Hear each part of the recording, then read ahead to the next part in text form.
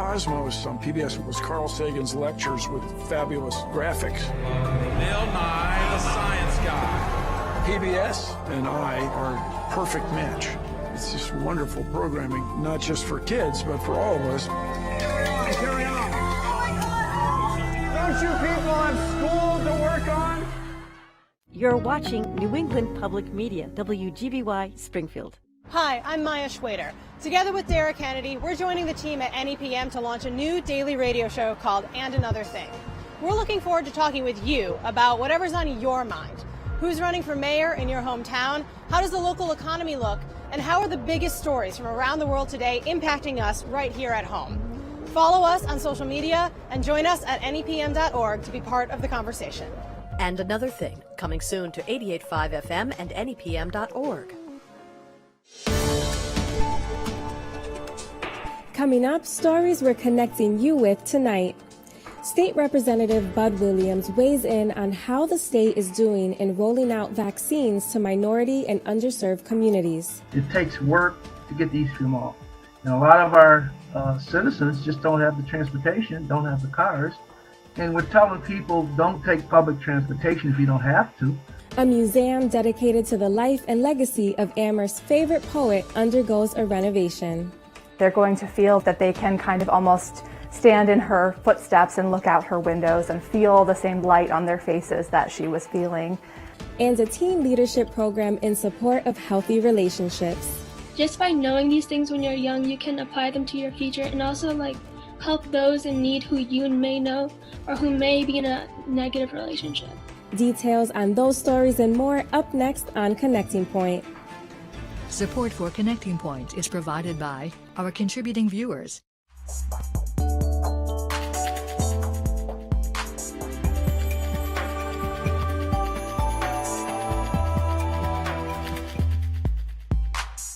Good evening, and thanks for joining us for Connecting Point. I'm 𝗖𝗍𝘯𝑆. COVID-19 vaccinations started being administered this week in 4 Springfield neighborhood clinics, providing greater access for local residents in hard-to-reach populations. State Representative Bud Williams of Springfield, along with other members of the Black and Latino Legislative Caucus, had urged Governor Charlie Baker to provide vaccines to the minority communities disproportionately impacted by the pandemic.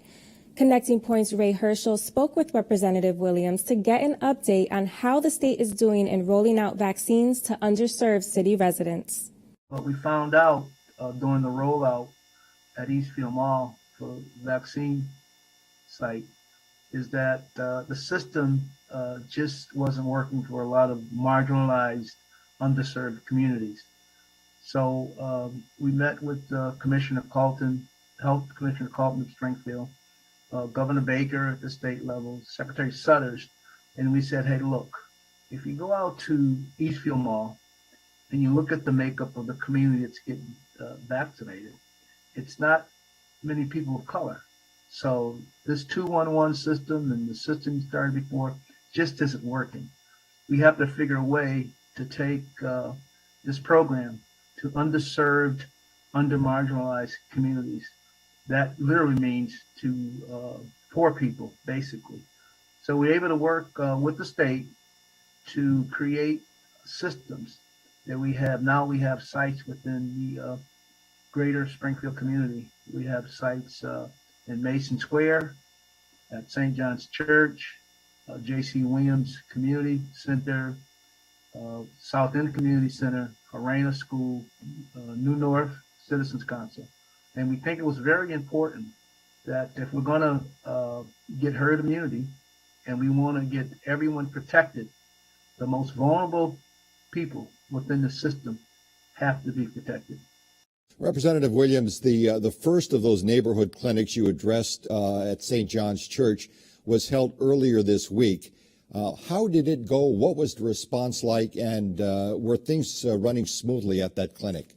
It was fantastic and fabulous. We had 200 vaccines that were given out on Tuesday morning from 9:30 to 12 noon. All the slots were taken. All of the people showed up. 100% of those who registered showed up. And it went as smooth as we could ever imagined. That just tells us that there's tremendous need within our marginalized community and an underserved community, that we have to take the program and meet people where they are. And that's what we did. We're going to meet people where they are. It's a lot easier and more convenient to get to a site within the Mason Square community or the North End or the McKnight neighborhood or the Old Hill neighborhood or the Upper Hill neighborhood than it is to get to Eastfield Mall. It takes work to get to Eastfield Mall. And a lot of our citizens just don't have the transportation, don't have the cars. And we're telling people, don't take public transportation if you don't have to, because they're finding out getting on buses with a lot of people is not a safe situation. Now, what are the status of these neighborhood clinics around the city? Are they going to be continually operating? Will you be getting the doses so that you'll be able to operate them on a regular basis for the people in need? It's my understanding that we'll get 800 dosages a week. The state has set aside 800 dosages for the underserved, under-marginalized community. And it's for people who live, basically Mason Square neighborhoods and the North End neighborhoods. Representative Williams, statistically, blacks and Latinos have lagged behind the white population in terms of getting the vaccine. Why do you feel that's the case? There's two things. There's some pessimism that exists between black and brown communities in terms of trusting the health community. They really don't. There's a lack of trust, and there's a lot of evidence to suggest why there should be a lack of trust. The Tuskegee study and stuff, and there's other indicators. And the other piece is availability.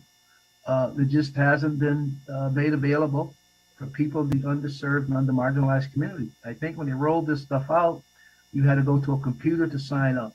Most people in these communities don't even have a computer, Rick. Don't have access to the internet.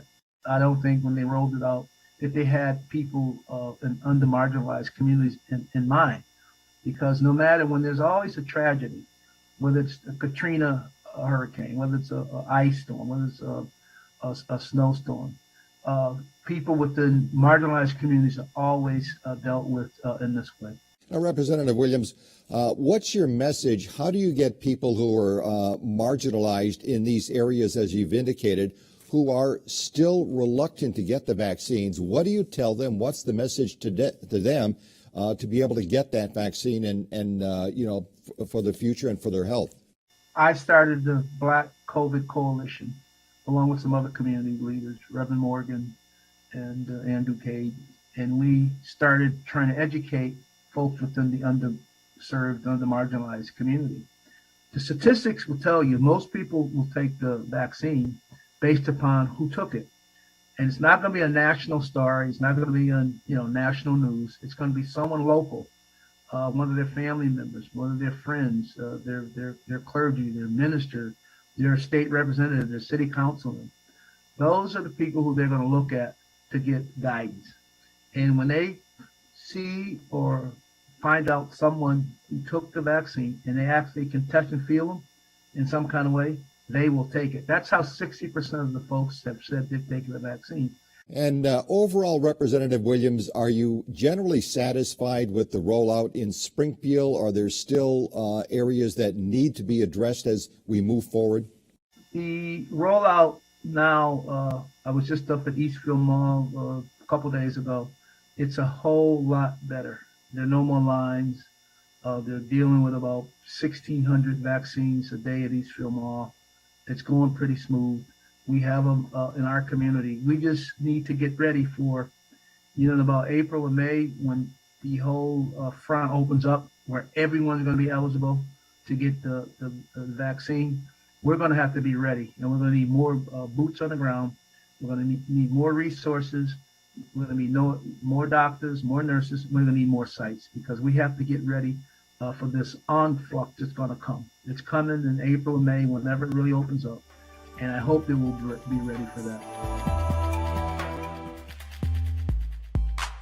For over a year, the Emily Dickison Museum in Amherst has been closed to the public due to COVID-19, and they'll remain closed even longer to undergo a large renovation project.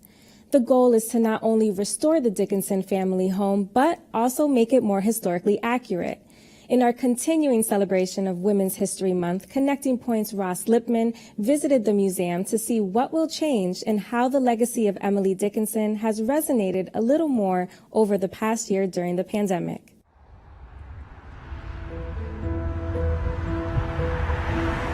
Our final day last year was March 15th.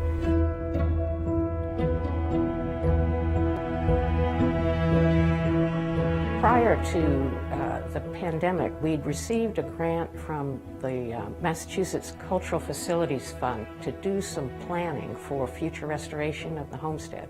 Ultimately, we decided to just go ahead with our restoration plan, understanding that we need to be closed to the public for some considerable time, and wanted to make the best use of that time.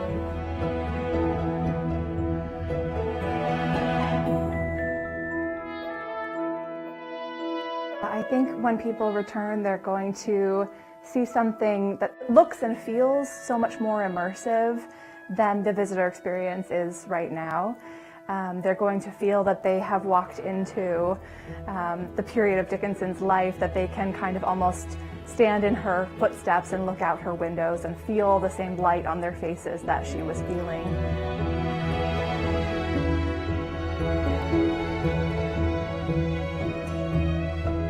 In terms of identifying our period of significance, we're able to look, as Jane said, at that time when the Dickinsons have moved back to this house. Emily herself is 24, her writing is about to take off, the Civil War is about to begin, and she lives here with her sister until her death in 1886.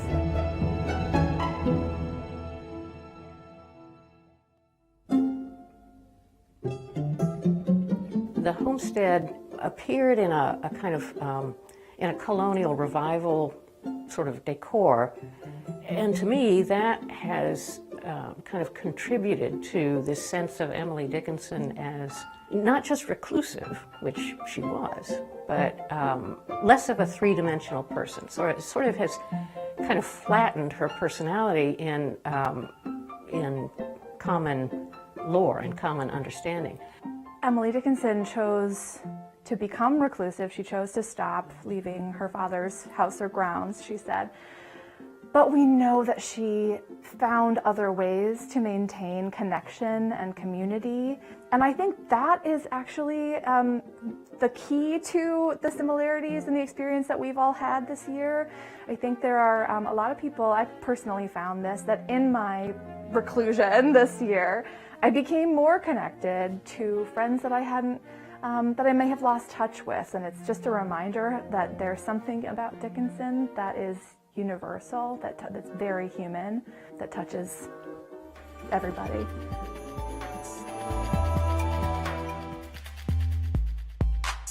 Every Friday night, Connecting Point explores the people, places, and ideas that matter most to Western New England. But it doesn't stop there. You can find us online anytime for exclusive features and content, including our look at the life and legacy of social reformer Susan B. Anthony, who played a pivotal role in the women's suffrage movement and was born right here in Western Massachusetts. In the 1840s, she went to a temperance convention and she tried to get up on stage and address the assembly, and a gentleman stopped her and said, "No, the ladies have come to listen, not to speak." And that was one of those moments when she started turning her attention to women's rights. Don't miss this digital exclusive available online right now at nepm.org/connectingpoint. Learning how to establish and maintain healthy relationships is essential for us all. Some of the benefits include less stress and an increase in happiness. Recently, a group of 14 local teens from 6 schools in the region participated in a teen leadership program in support of healthy dating relationships. I spoke with Monica Moran, the manager of domestic violence prevention projects for the Pioneer Valley Planning Commission, and Jack Patrissi, founder and principal at Growing a New Heart, who co-facilitate the leadership group together, as well as student Isra Nadeem, who just completed the program.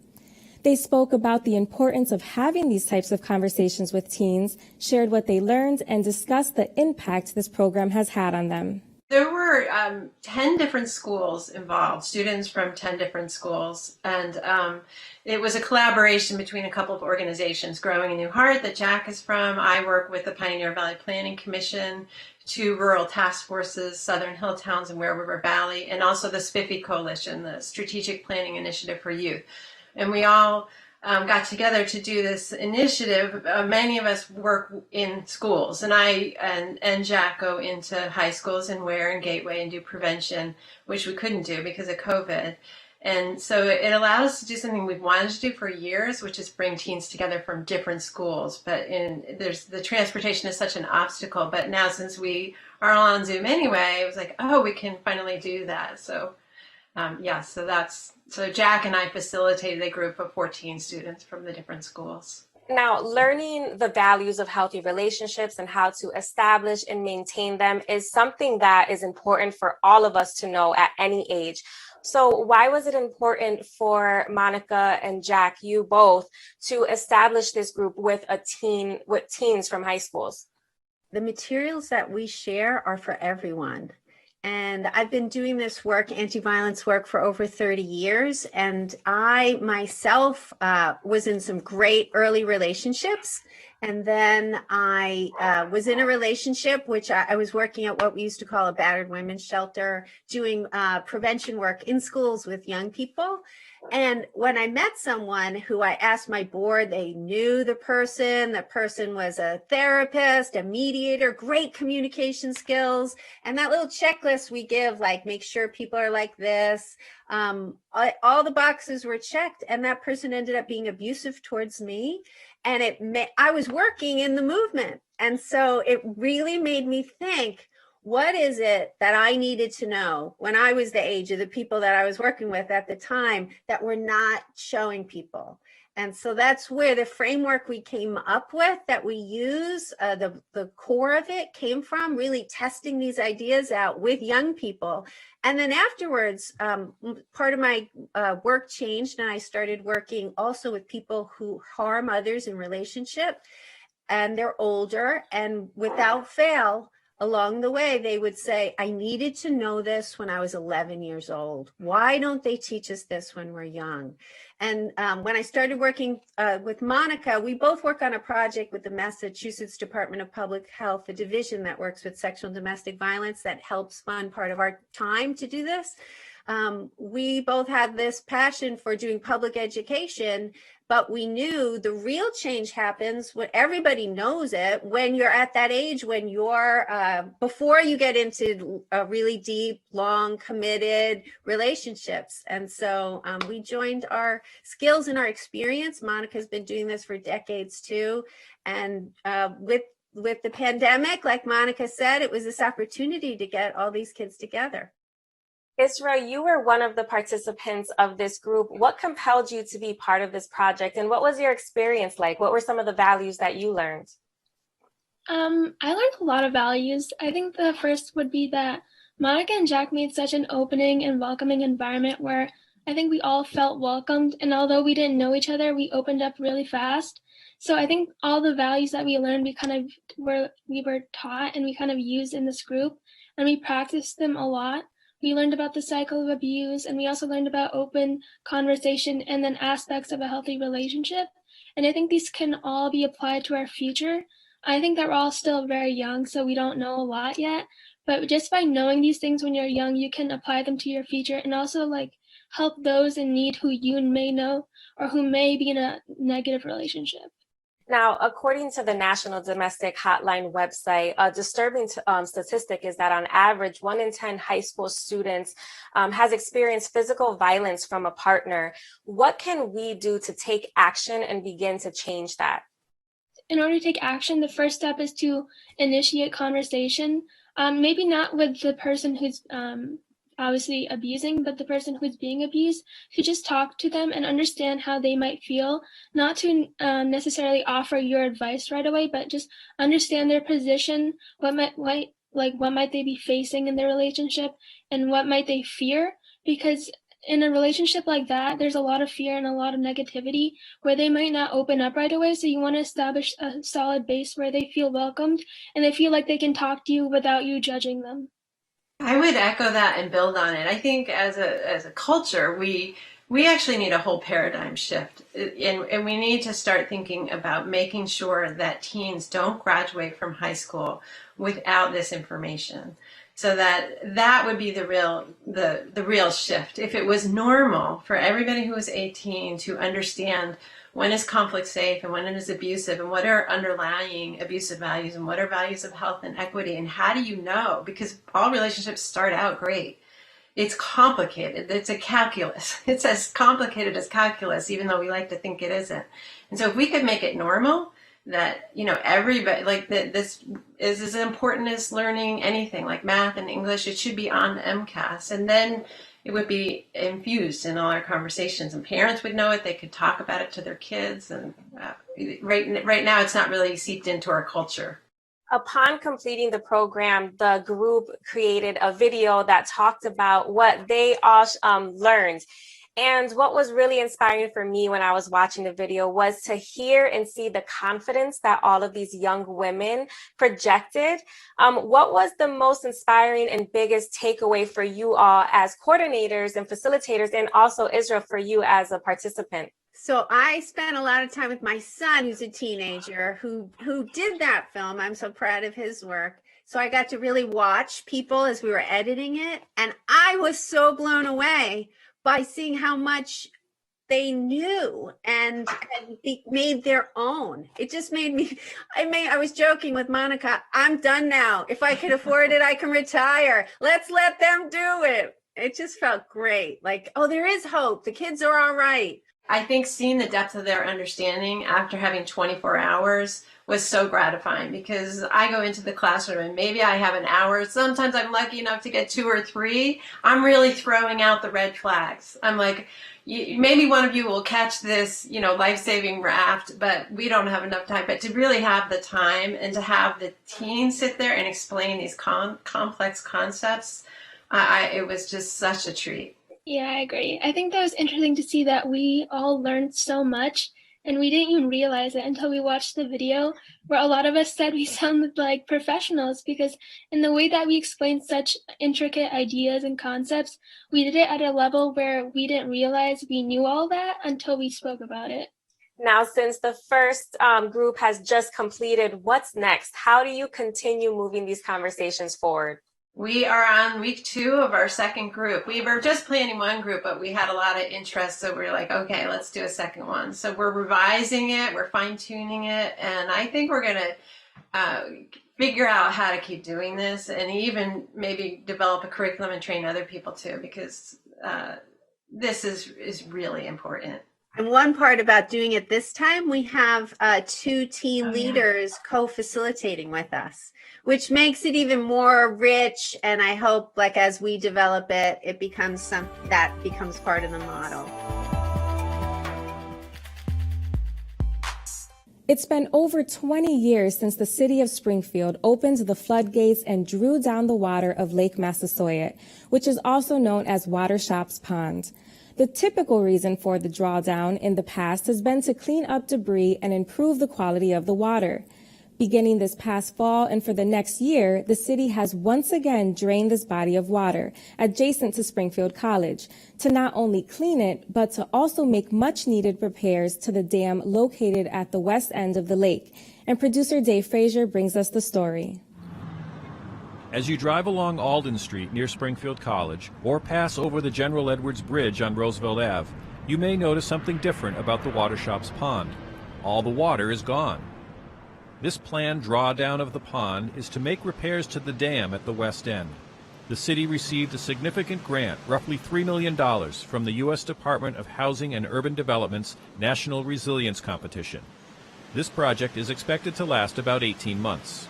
It's been classified for a high hazard dam for well over 15 years in the city of Springfield.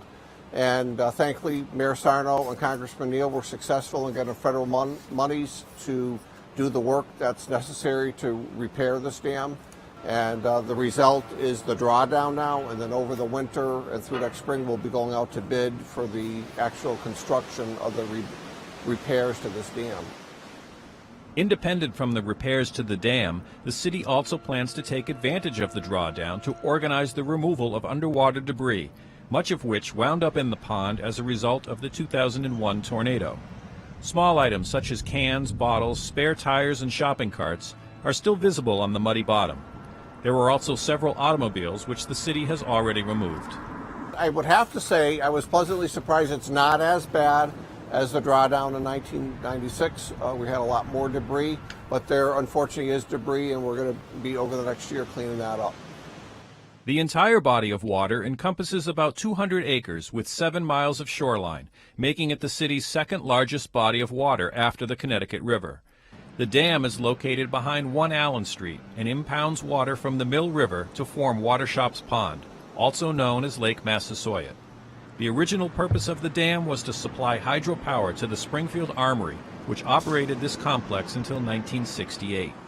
In 1969, the Army sold the Watershops Pond property to the city of Springfield as a recreational aspect, and the dam was included as part of that purchase to the city. According to the city, the dam was constructed in 1857 and was last substantially modified in 1958 following damages to the structure from Hurricane Diane. The Watershops Pond Dam also provides significant protection to the south end of Springfield if the Mill River were to ever flood. The city completed repairs to its other high-hazard dam last year, and despite the inconvenience to those who use Watershops Pond for recreation, Sullivan says it is work that is long overdue. It's going to be a sacrifice. A lot of people use this for fishing and so forth, but the reward is now this dam will be done for another 150 years.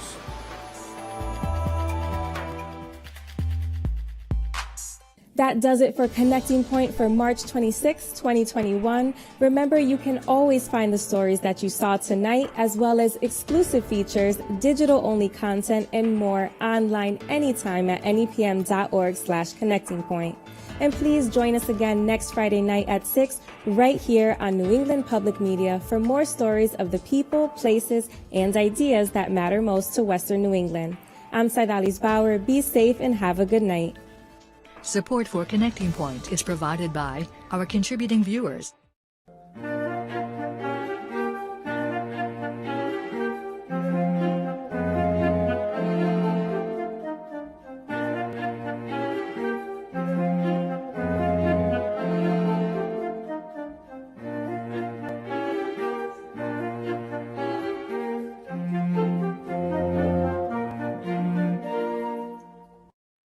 Some of the world's most remarkable animals seem set to disappear forever. 1 million species are now threatened with extinction. We have a moment when we can change our